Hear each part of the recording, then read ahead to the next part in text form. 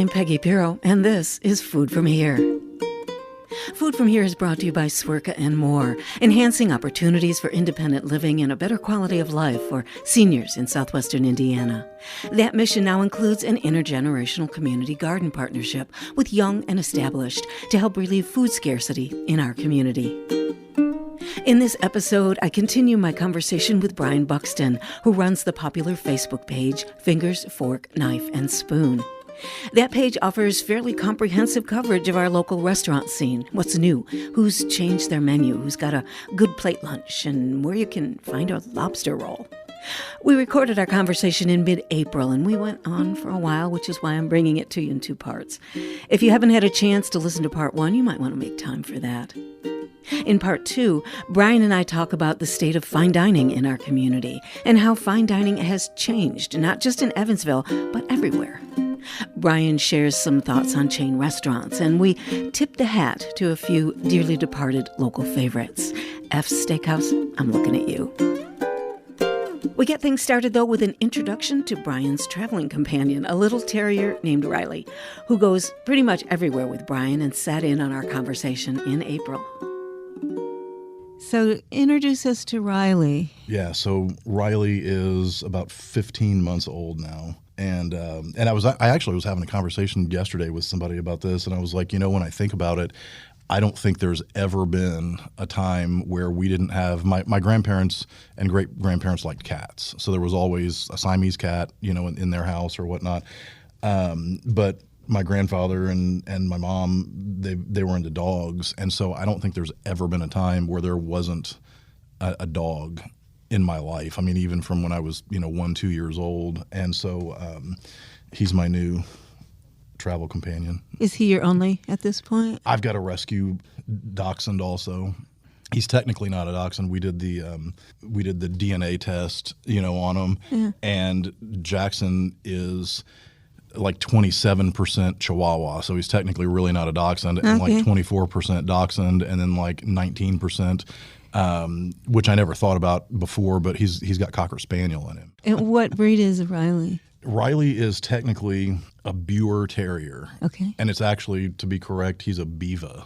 Which is? But I call them Buers just because I'm an American and I'll butcher the German language. Oh, it's so technically Yorkshire Terriers are from England. Mm-hmm. And this breed of dog was basically, it was an accident at first, and it was like in 1984 with the Biva family, but it's spelled Biewer, but in German that's Biva. And so 1984 they had this, kind of one-off, I guess, white and black and brown Yorkie. And they liked the way the dog looked, so they started breeding them. And, AKC for years and years and years would not recognize them as their own, breed or a subset of Yorkshire Terriers. Huh. And finally, a few years ago, they did. And so now they've got their own, categories and all that. But they're technically not Yorkies because they're not from England. They're from Germany. So they're Buer. I call them Buer. Like I said, Terriers, Biva Terriers. But he's a Yorkie. I mean, if you look at him, and the Embark DNA, came back and it said he's Yorkshire Terrier. So he's got the DNA. Mm-hmm. He's got his nice clipped coat going on. Yeah, it's called a teddy bear cut. Okay. And so, like I said, he's the technical correct way to have a Yorkie to show is they've got hair to the floor. You have to wrap it up in, tin foil and comb it every day and all that. And I'm not all about that. And he's going to, he would be way too hot. And, when it rains, he would be way too wet. And I just don't deal with it. So I like keeping him really short, and it just keeps him more comfortable too, and I think it's cute. Well, he's just adorable, I have to say, and he knows it. Yeah, he gets attention. Yes, he does. Why don't you lie down and be good? I noticed that your Facebook cover is of a fine dining setup. You've got some silver there and shiny things, and it just struck me as ironic because the majority of your posts don't feature fine dining, and I wondered if you could characterize the state of fine dining in our community. Yeah, that's interesting, and I see even now I've got all these things going through my head because there's a lot of times that I go places that I don't post about, and part of it might be because people are like, oh my God, you went out and spent how much on, like my grandmother used to do. She'd ask me where'd you go? What'd you have? Well, how much was that? And she was like, oh my God, and so sometimes I'll do, I don't post things because of that. But a lot of times, sometimes things are just out of touch, I think, with people sometimes, or it's not the right time, with the economy where people are like, I can barely afford groceries, and there's people out here that are having a $3,000 dinner. But some of that too is that there's not, and I don't see I got to be careful what I say here because I don't want to insult anybody in town. There's not that much fine dining in Evansville. There are some great, upscale and what you could consider, fine dining in Evansville. But this is what I said about people who don't travel a lot, let's say, or don't go out and go to the finer restaurants. There's people that go to Florida that I'm even friends with, and they're like, yeah, we went to Bonefish. And I'm like, why are you in Florida going to Bonefish? I was like, I'd be at the place on the water and I'd get fish every single night, whatever. But, it's one of those things where if you look at what's available locally and you look at some of the places that you could go to in St. Louis or in Detroit or in Chicago, especially Louisville, there's not a lot of fine dining. And it's changed also because it's become more casual. People have become more casual, going out to dinner. Just Kavanaugh's as an example, that's one of the places that I would call upscale fine dining in Evansville. And, I remember people would go and wear suits and, whatnot to go out to eat. People go in shorts anymore, and T-shirts, sandals, and whatever else. Yeah. And, Madeline's, Madeline's is another place in town that I would consider, upscale and fine dining. And people are very casual there, especially when you sit on the patio. So, I think that fine dining in the sense of what it used to be is disappearing. And so, the places in town obviously are going to pivot and to keep their customers coming in. And, if somebody has to wear a tuxedo to come into your restaurant, you're not going to have a lot of business, So, and people want to feel comfortable if they come in jeans and a button down or, whatnot. But we do have some phenomenal restaurants. But as far as white glove, very, very purposeful service, I don't think we have a lot of that around, and like I said, and it is disappearing in other cities too. Things are becoming far more casual, delivery. People are going to, talk about COVID for a multitude of different, reasons and blames, for it. But COVID really changed dining. And it changed how people shop. And so dining has become more casual, but, there's people that still like to go out and they'll order Wagyu steaks. And I saw the Farmer and Frenchman had foie gras on available as a topping on their steak last week, and things like that. So that still exists. And we've got the new Cosmos Bistro that's going to reopen as a super upscale. I'm really looking forward to it because some of the things they've been putting out on the page, just their plating and presentation alone without being able to taste it, it's just like, wow, they're putting some effort into into this.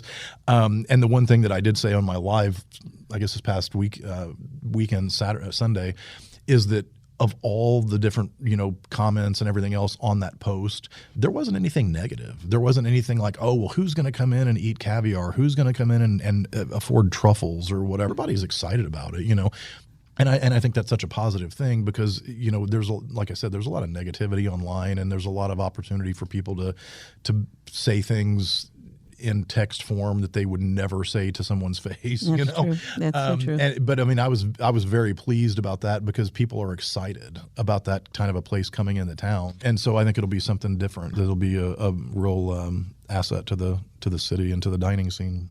Let's talk a little bit about those Facebook Lives, the Sunday sit-downs. And there, you sitting at a mic and talking about what you've been doing the past week and maybe elaborating a little bit on some of the posts that you've made, but also you must feel like you're giving your readers something that they're not getting from those posts. And what do you think that is?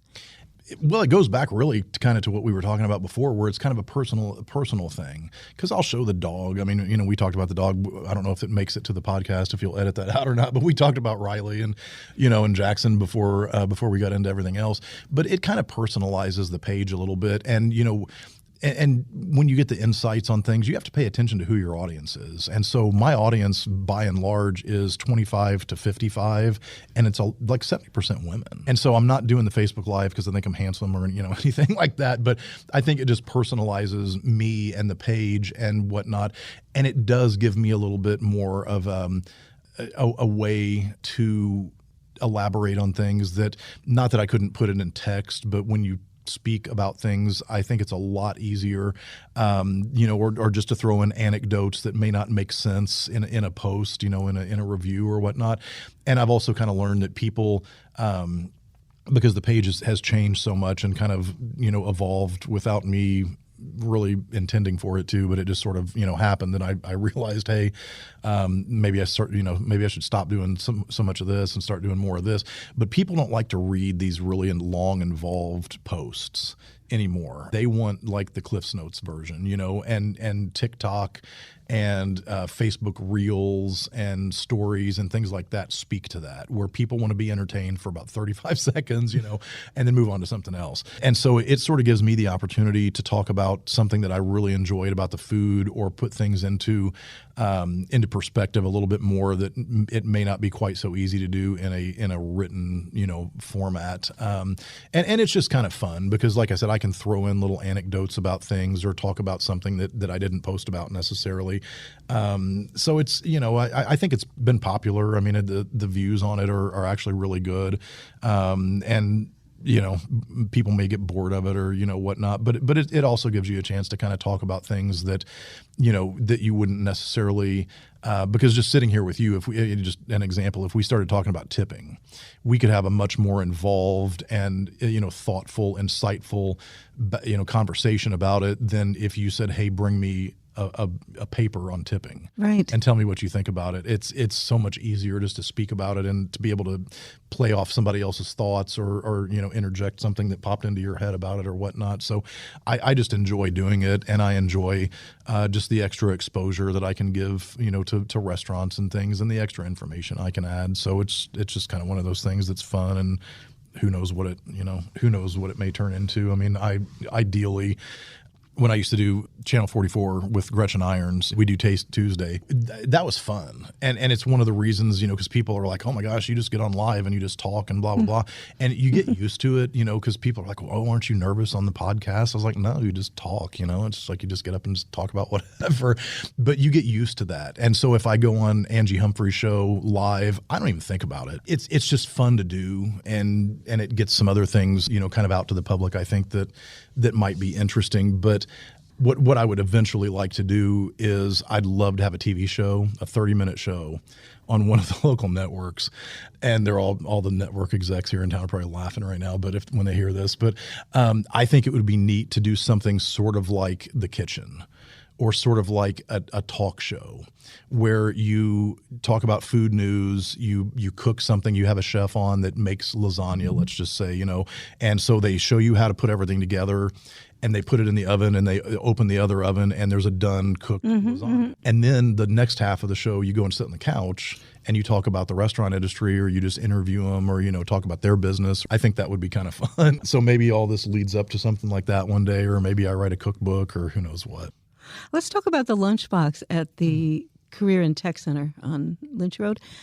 You're a fan. Yeah. Can you tell us about this place and maybe why you're a fan? It's basically Sam Wagner is the teacher. He's and so he is a local chef. He had his own restaurant. He's worked in a couple of other places in Newburgh and Evansville, and he is now teaching. And he is a product of that course.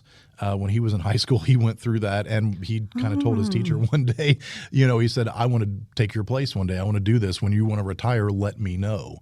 And I wish I could remember. I'd have to get on my Facebook to go through the post I did about him, but I think he was at Kavanaugh's, and he owned a place in Newburgh, he and his wife. But I mean, he's a great chef and a super interesting guy. And so he basically teaches at the technical center off Lynch Road high school students how to cook and how to be it's basically a culinary course. If you want to start your own restaurant, if you want to go into the hotel industry, whatever it is, he teaches them how to do that, and it's all culinary based. So it's like a kid saying, hey, I want to be a welder, and you go and take welding courses. Well, this is the culinary course. That's the culinary rendition of welding or auto body or electrical or plumbing or whatever. It's a full course, and they get to leave school and go to the technical center every day, and go to do field trips and go to restaurants and things like that. And I just think it's such a neat thing that he's doing, because the one thing that I keep noticing especially when I interview older people like Gracie and Kent and, you know, some other people, their kids have no interest in restaurants. You know, all the chefs and the restaurant owners and all that, none of their kids have any interest in carrying that on. And I think that there's a real deficit in this country even of people who want to do what somebody else might call hard labor, you know, a blue collar job. The trades. I mean, right. You know, serving is not white collar at all. There's a lot of walking and, you know, lifting and all that involved in it. It's, you know, veterinarian. There's a veterinarian shortage. There's a nursing shortage. I mean, people don't seem to want to go and do trades anymore. It almost seems like. I mean, there's everybody that I know that owns a body shop, you know, needs people to work, and everybody that I know that owns a restaurant or a hardware store. It's like people almost want to do things online anymore, and the shift in the industry and in the workforce has just really changed. And so I think it's a neat thing that he is getting people passionate at a really young age about cooking or about serving other people, food service, hotel industries, you know, even writing. I mean, anybody that wanted to be a cook, you know, write cookbooks, or someone that wanted to be a corporate attorney that worked for the restaurant industry. You know, he's kind of encouraging that and molding, you know, impressionable minds to, you know, to go and follow passion and find, you know, real contentment and happiness in doing things for other people, you know, in whatever form that might be. So I just love the course. And, you know, the kids are super, super excited about it. There's not a lot of them. I think there's like 24 maybe this year. Mm-hmm. So it's not a huge, you know, thing, but he gets a lot of real passionate students in there that go on to do other things and work in restaurants when they graduate, and, you know, even do internships while they're still in school, and, you know, go to other restaurants and do work. So I just think it's neat. And it's neat, too, because you can go get food. Right. You can get a meal there, lunch. $8, you know. And it's amazing. And the food's great. They do a phenomenal job. It's something different on Tuesday, Wednesdays, and Thursdays. You can do carry out. You know, it's just I just think it's a great program. Actually, I think I'm supposed to go talk to him at some point about something. I don't know what I would talk about, but you know, they have a lot of. Randy Hobson was there with some people from Pangea and Second Language that taught them some things, and I think Tim Mills was there and talked about barbecue and, you know, all different kinds. So they get a lot of really neat exposure to some interesting people and some really good knowledge. Seems like it's a chicken and egg thing too, because the trades have been de-emphasized in the schools for several decades now. So you can't expect students to be excited about things that they're not presented with. So it's hard to say what comes first and what's feeding off the other. But I personally would love to see a return to some more trade-based education, especially food. I'm a little partial in that particular area, but all over, I think it's just to broaden the opportunities of what kids are exposed to, for sure. Do you differentiate when you're writing, or even when you're eating, do you differentiate between franchises and chains and independent places? Do you have a? I actually thought about this earlier. You know, and it's sort of in my opinion, it kind of like turns into gray areas.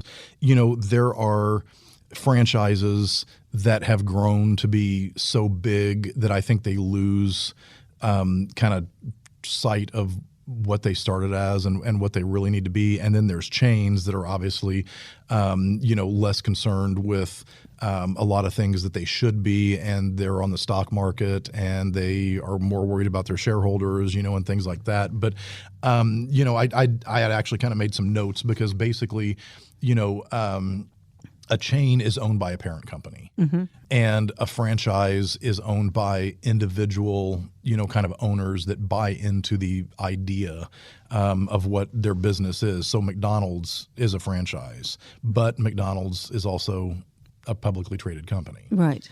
So, you know, it's kind of like there's not really a set absolute black and white difference between the two, you know, because Parlor Donuts is a franchise. But I think as long as people focus on quality control and getting, because parlors all over the country now. And Yeah. so they have to not, when they had this idea and it's like, hey, we're going to sell some franchises and we're going to open a place in Nashville and we're going to open a place in Florida and whatever, and it's going to be great. Well, then it brings all these other problems to where, how do we make sure the icing is the same at all of our stores all across the country? How do we make sure that our donuts taste the same? How do we make sure our coffee tastes the same? So you end up having to get into another business of, basically buying in bulk, maybe having a distribution center. This is how you do this. This is the coffee maker that you use. This is the filter that you use in the coffee maker. This is the coffee, and so it gets into a whole other thing. But I don't fault places, like Portillo's as an example, that started in Chicago. Portillo's is really growing, and I don't fault them for being popular. It started out as a little bitty, teeny tiny shop, with two people that, husband and wife that basically worked it. The guy had actually gotten out of the military. I think he was in the Marine Corps, actually. And the reason I said that is because my grandfather and I went to Portillo's a while back in Indianapolis, and I was like, hey, this guy was a Marine. My grandfather was 7-year Korean Marine Corps veteran. So that's the reason I know that, because there was a little thing on the wall, and I was like, hey, check this out. But pretty much every place starts as one. McDonald's started as one place. Right. It got, so did Walmart. And it got so big and so popular that they just grew and grew and grew. Now, I can't fault them for that. But I think they have to stay aware of what they started as and keep that in the forefront of the business, so like Parlor. I mean, if Parlor starts letting everybody make their own coffee and buy their own coffee locally and all that, it's going to ruin what Parlor is, if you come to the original one in Evansville. And people may not know that. Maybe people in Florida have never been to the original one in Evansville and they don't know that the coffee is different or whatnot. But in order, in my opinion, to run the successful franchise, you have to remain very, very consistent and remain kind of on a path that every one of your franchisees joins you on. And so, I always say that I don't really like to, I don't like to, well, I shouldn't say I don't want to support them, but I would pick a local restaurant over a chain. And it's not to say that local people don't work at Olive Garden, but Olive Garden does not have the interest of Evansville, Indiana at heart. They are also publicly traded. They are more worried about profits. They are more worried about what is the least expensive to put into the salad versus what's the best product to put into the salad and what tastes the best and what's the healthiest and, and things like that. So, and same thing, Olive Garden doesn't need me to come talk about them. They've got $1 billion advertising budget and they've got, hundreds of restaurants, maybe thousands all over the country. They don't need me. But one of the little mom and pop places, they do. The Jan's place, that Kenneth Braxton has on the west side, the Cajun place, the girl that just opened Don Juan, Mexican in Newburgh. Right. They do need me to talk about them, and they do need the exposure. And they live here. They own homes in Evansville. Their kids go to school in Evansville. They buy cars from Kenny Kent or, wherever it is, just throwing out some names. They spend their money locally. Olive Garden doesn't. Now, the people who work there do, but in my opinion, I like to support like the underdog, the little guy, and some of these places like Parlor. I remember when they were in their original location and Yes. I walked in and there was barely room for 7 people in the building. Yes. Now look what they've grown into, and I mean, kudos to them, more power to them. I think it's great that they do that. And so even supporting small local businesses, you never know what they're going to turn into. You never know how popular it's going to become, like Portillo's or, whatever else you might talk about. And then there's people that have franchises too, like Phil, and I'm going to butcher his name because it's Ziancio maybe, that owns Wayback. Wayback's not his idea. It's a franchise, but he always does so much for the community, donations, give backs. I mean, just all kind of stuff. He's a great guy, but he's part of a big, machine, I guess, with Wayback. And so, not all corporations or corporately owned stores are bad, and not all franchises are bad, not all chains are bad, but it's just, it's kind of like how do they impact the community, and where does the money ultimately end up going, and could you spend that same amount of money somewhere locally and support, people that actually live and live and shop in the city that you're in? I don't know. That's a really good question. It's probably something we could talk about for a lot longer too. Let me ask you about your own tendencies. When a new restaurant opens in town, are you among the first to try it, or do you like to give them some time to settle in? I could answer this question myself two different ways because they would both be in service to the community. Right. But how would you answer that? And this kind of goes back to what we had talked about before a little bit, I guess, where my page has really kind of grown and just expanded a little bit and changed, where I started out doing a lot of reviews, and they were long and they were very specific and informative and wordy, I guess is what some people might say. And I've kind of changed into more news. And it's not that I don't do reviews anymore. I just don't do as many of them. It's, I like the news part of it too, because I like talking about the new places and what's opening and giving people previews about things. When I went into, Casey's Dugout, I had, some of my first pictures, there was no ceiling tiles in the ceiling, and the floors there was dust everywhere, and the floor was dirty and whatever. And I'm like, well, obviously I think people are intelligent enough to realize that isn't what it's going to look like when they open. But I wanted to preview it. And it's like, hey, look at how cool these tables are, even though there's stuff all over them, And it's like, look at these ideas that he's got and all these things that he's doing. So I like to go in before a place opens. I like to go in, when it hasn't opened yet, when they haven't served any food or whatnot, and then I also like to go in kind of the day of, because it gives them exposure, and it's news. It's kind of breaking news in some ways, and it gets people talking about it and gets people excited about it. Whereas Amy Bloom, she wants to wait a month because when places open, and she's not wrong, for that. It's just kind of different perspectives and different a different point to the effort, I guess, really. But she knows that places get overwhelmed on the first day. Absolutely. Sometimes they have equipment problems or whatever, and she wants to go in when they've got a flow and everything's kind of running smoothly, and they've got all their their dishes on the menu, the ingredients for them and whatnot. And I like to go in, and I want to try it on the first day, even if it's havoc. I want to go in and do that, and I want to photograph the place and talk to the chef and talk to the owners and whatnot, and really really get that information out to people and get the hype up so that they do have a good opening day, and they do, have a lot of customers that come in. And like you said, what she does is very beneficial, and I kind of feel like what I do is as well. It's just coming from different perspectives on things. But she likes to go, with me when I get invited to soft openings or something like that. We went to Owensboro, to the what was the place? I can't even think of it. Goodwood on the riverfront, and she really had a good time, and it was their opening night. But they did a really nice job, and she has fun doing that. But she doesn't go in and write about the place. She just goes to experience it, hang out, and be social, and whatnot. But I like to go in early. Even when there's construction going on sometimes. But that's kind of what I enjoy, and that's just kind of my take on the whole process.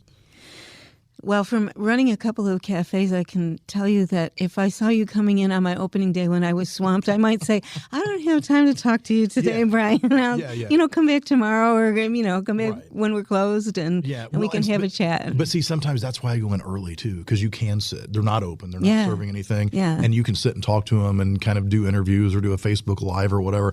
I would never go in on opening day and walk into the kitchen and be like, hey, talk to me for 20 minutes, I would never do that to anybody. But that sneak peek before the doors are open to the public, I would love reading, about restaurants in that stage of development and being able to kind of see what it might look like and just imagine it, in a month, 3 months, 6 months from that date. You have seen a lot of restaurants come and go in the area, I would suppose. Do you have some dearly departed favorites that you would like to share with us? Places that you miss, places that you used to make a regular part of your routine? Yeah, and see, this goes back to growing up too, again, because a lot of that stuff, a lot of the places that I'll mention is just are places that when I was young, I would go, and even one like F's. I'm going to mention F Steakhouse, Sure. because in 1984 when we had the tornado, I was skipping school and went to F's with my dad. He had a business meeting or whatever, and we were inside F's during the tornado. In '84, it was crazy, but the food was just so phenomenal, and I loved. That was kind of like the fine dining, upscale thing, even when I was a kid, and I was a member of the Petroleum Club through my business, so sure. I missed the Petroleum Club.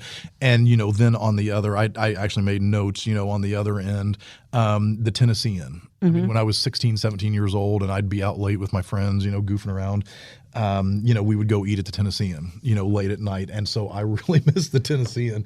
And I've, Sir Beef, I just had a post the other day about Sir Beef, and there's a guy in town that supposedly wants to reopen that. So you've got to mention Sir Beef. That blows my mind. Xing Li, and here, here's the crazy part, because I've talked to a couple of people about Sir Beef, and I'm like, how do you make it the exact same? Because there was one, Bill Jeffers is a guy that follows my page, and he comments a lot of, and he was talking about Big B barbecue sauce. And so we were kind of going back and forth online, and I'm like, is it going to be exactly the same?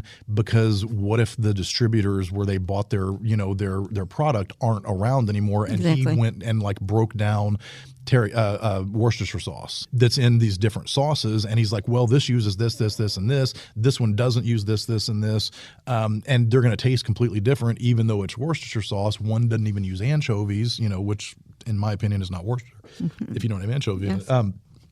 But so, Sir Beef, supposedly Sir Beef, I've had people that worked there that managed the place that said they bought their roast beef from Farm Boy.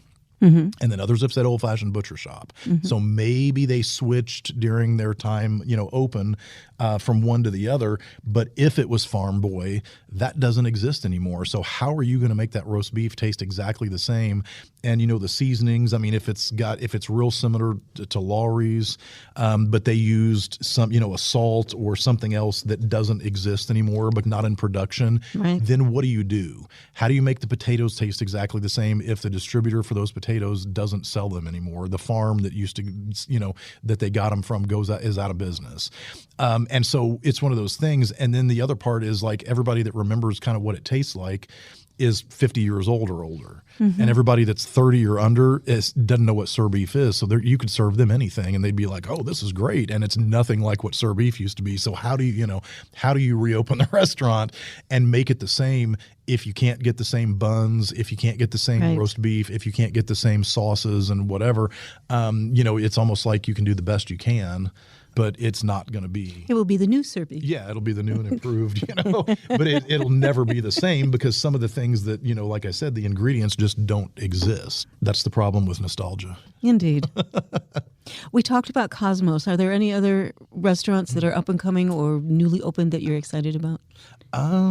Let's see. Did I make notes about that? Oh, yeah, I did. So, yeah, Cosmos I think is going to be fantastic. Haven't eaten anything at the new Cosmos anyway. Lamasco, Charles Meriday had come in, and he's got a really, really, really impressive background and a lot of experience and history with restaurants. The food that he's doing there, and I've told him this, it needs to be in Chicago. It needs to be in Nashville doing an upscale, restaurant, but the food is phenomenal. I mean, just, everything that he's doing, it's so creative, and the plating and the presentation and just the ideas that he has for. Can you give us an example? God, well, I mean, just as one weird example, I got oysters on the half shell. So you're like, okay, what's special about oysters in a half shell? You shuck it and serve it, and they're all the same. Just the quality that he had, the size, and he didn't just bring me, horseradish and and cocktail sauce. I had 5 different sauces, and he had a mignonette, and I'm probably pronouncing that wrong, but just all different sorts of. I had one that was garlic based that you just don't get with anything, and the fish that he's doing is just, it's not fish that anybody else in town is really doing a lot with, and the way that he plates it and it just presents it is phenomenal. His God, what did we have on? We went on Valentine's Day. And I had a steak that was just the seasoning and everything on it was excellent. I mean, just, pretty much any of his dishes, if you look at them, you can just kind of see that it's something different than what, anybody else is doing. And he's bringing that experience from other places. He's bringing some stuff from the Caribbean. He's bringing some stuff from some other high-end fine dining places that he's, that he's worked at and owned. And, it's just kind of like everything that he's doing. I know that sounds really generic, but it's, it's different from what a lot of people are doing. And then Bad Randy's that Jeremiah Gailey is doing. It's that Amy's on Franklin is going to basically turn into that concept. I think that is going to be really interesting because he is phenomenal with burgers. I mean, he kind of turned the Hornet's Nest around with a lot of the menus that they had with the new burgers on it. He loves barbecue, Carolina-style barbecue. He loves Nashville hot chicken, which nobody in town is doing properly, and I don't know why. I don't know why somebody hasn't picked up on that, yet, because it's been popular for, mainstream 5, 6, 7 years. But I think if anybody in town is going to do it the right way, it's him. And it's the same thing. I look at what the lobster truck. I can't even think of it. God, my brain. Anyway, if you think of it, throw it in here because I can't think of the name. We'll include it in the show notes. If nothing else. It'll be in the show notes. They were on Shark Tank. I cannot believe I can't think of the name. But anyway, why as popular as that truck is when it comes to town, why in the world has nobody done lobster rolls in Evansville yet? And and I'm gonna have to actually now backtrack on that because last night I posted about Catfish Willie's new spring menu, and they do have Maine and Connecticut lobster rolls on the menu. But why in the world has no one done it before now? Because I guarantee you that place. When they're, because I can go and I'll get one of each rolls, extra meat. I'll get like a chowder and, a moon pie or something like that. And I'll spend $100. I guarantee you when they come into town, they do probably close to $100,000 in sales over 2 or 3 days. I guarantee they do. That's astonishing. And the first time they ever came in town, they sent somebody back to Nashville twice to get lobster, because they were selling out, and they were here for 3 days, I think, the first time they were ever in Evansville. And it's just like, why in the world has no one caught on that just is a money printing machine? And maybe if someone did it every day, people would get tired of it and they wouldn't buy it, or they'd be like, hey, I can't go and spend $70 on, on lobster rolls every week or whatever. So maybe it would kind of wear itself out. And it's one of the things that, that works on, intermittent basis. I think people sometimes forget because the places we talked about are kind of the places that are opening. Rooster's Den. I think that's a great place to go. Deerhead, I think people forget about sometimes. Nob Hill Tavern, is super popular, but maybe people don't think about Nob Hill. And Marigold, which Marigold is still open, but I think the new owner hasn't really cared about the kitchen or anything, and they don't really do that anymore. Man, when Dave Bush owned it, the Marigold, and it's a dive bar. I remember. And so but I loved the Marigold. I'd go there at least, once or twice a week. And now Stockwell has kind of taken over as, in my opinion, somebody that's doing the plate lunch specials, really, really correctly, I guess. And it's got that down home country, simple cooking that's just really, really good. But man, Dave Bush is just kind of like it in my book. I messaged Dave Bush and I said, hey, Stockwell Inn needs some cooks. And I said, would you be interested if I could set something up in being a guest chef a couple of times a week at the Stockwell and cook your mom's recipes, from her cafe that she had that you used to serve at Marigold? And he's like, well, yeah. He's like, I'm kind of bored, I play so much golf and whatever. And I think that would just be the coolest thing. And it would bring people into Stockwell that maybe have not ever gone to Stockwell before, just to go see Dave. No doubt. So, do you like to cook, Brian? Yeah, I do. It's just the weird part is It's really tough to cook like for one or two people. I like to entertain. I hate to clean up after it, but I love to entertain. But I do really enjoy cooking. I'm one of those weird people like, Jeannie, she loves to bake at Cleo's. You couldn't pay me to bake something. I can't stand it. I mean, I literally I eat raw cookie dough to avoid baking the cookies. And it's, and I do like it anyway also, but that's no joke. I love to grill. I will grill anything. I'll grill watermelon, peaches. I mean, just anything that you can think of, fish, whatever. And there's no cleanup. That's what I love about it, and the flavor also. But I love to grill, and I like to cook things that don't take.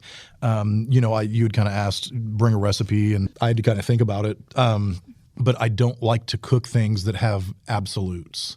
You have to use this much baking powder. You have to use this exact amount of flour. That's why you're not a baker. Yeah. Yeah. I don't bake.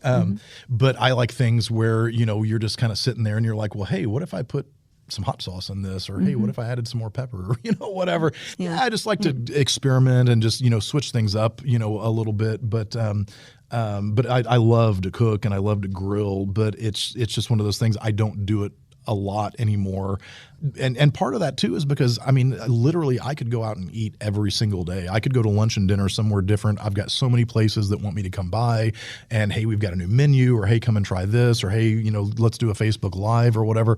And there's a lot of restaurants. I mean, I think there's probably 300. I'm actually working on a list of all the local restaurants. But I think there's close to 300. And I know that there's probably now 120 food trucks.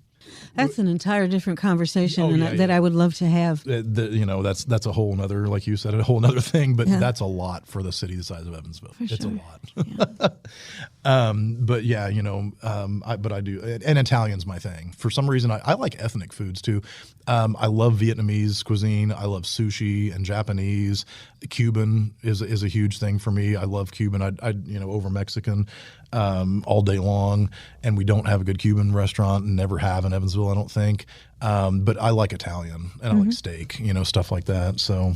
Well, Riley's getting restless. Yeah. Riley says, is it time to go? He's like, are we done here? Brian, this has been a great conversation. Yeah. I'm very happy. I wish we had another 5 hours. It's already been an hour and a half, I guess. But it's just so easy, to talk about things that you enjoy and you're passionate about and, whatever. So, but I appreciate you having both of us on here. Well, I hope that means you'll come back. Yeah, if this isn't the least listened to podcast and people actually care what I had to say, I will definitely come back and do another one. Okay, super. So, thank you so much. Thank you.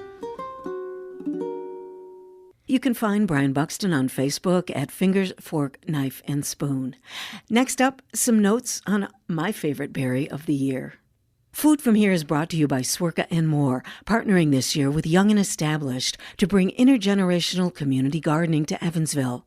Swerka and More supports efforts to enhance independent living and a better quality of life for seniors in southwestern Indiana. May brings the warmer weather to our area and also the strawberries. May's Farm Market has fresh berries now, and Evansville Countryside Orchard's U-Pick is open, but you need to call them first so they're not overrun with pickers. I've left the contact information in the show notes.